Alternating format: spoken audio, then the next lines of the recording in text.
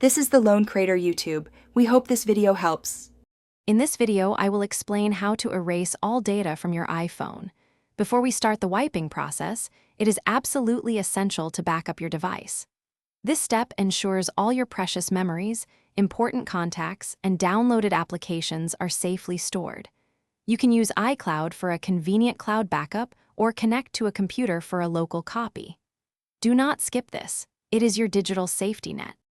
Next, it is very important to disable Find My iPhone.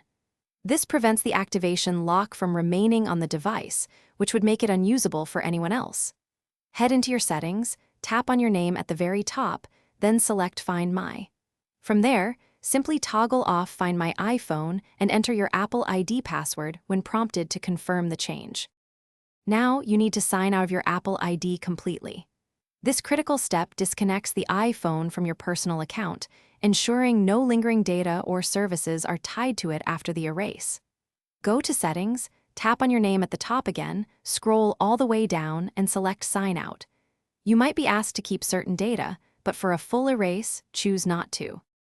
With those preparatory steps complete, we are ready for the main event, erasing all content and settings.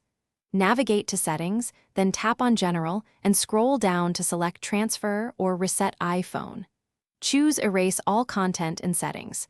You will be prompted to enter your passcode and confirm the erase.